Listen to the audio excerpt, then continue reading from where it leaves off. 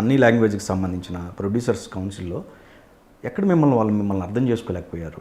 ఎందుకు ఆరు సార్లు మిమ్మల్ని బ్యాన్ చేయాల్సి వచ్చింది? ఓన్లీ తెలుగులో మాత్రమే. Only తెలుగులోనా? Okay.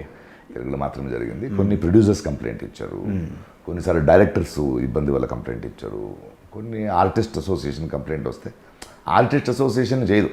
Movie artist association అంటే ఒక శిక్షణ క్రమశిక్షణ ఎవరైనా సార్ మీ ఆర్టిస్ట్ వల్ల మన ప్రాబ్లం అంటే చెప్తారు. బట్ 6-7 సార్లు జరిగింది. బట్ 6-7 సార్లు కూడా ఒక సైడ్ ఉండదు కదండి, 2 చేతులు కలిస్తేనే.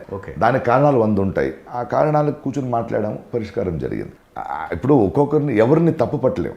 నేను కొంచెం ముక్కుసూటిగా ఉన్న మనిషి, నేను ముక్కుసూటిగా కొన్ని చోట్లు ఉండకూడదేమో, అది నేర్చుకునే పాఠం. నేను ఉండాల్సిందే, వాళ్ళు తప్పేమో.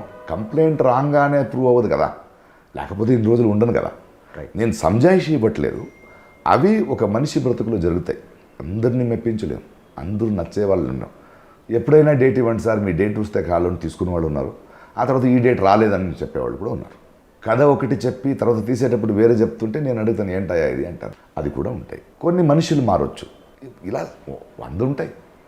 ఓకే, అన్ని కారణాలు ఉంటాయి. అవి అలాంటి ఫ్రిక్షన్స్ ఉంటాయి. ఫ్రిక్షన్స్కి ఒక అసోసియేషన్స్ ఉంటాయి. తర్వాత అసోసియేషన్స్ దగ్గరకు వస్తాయి. తర్వాత లేదు ఇది లేదు, సరే ఎవరో ఒకరికి అప్పుడు నువ్వు ఇంకా నెక్స్ట్ టైం చేయొద్దు, చెయ్యి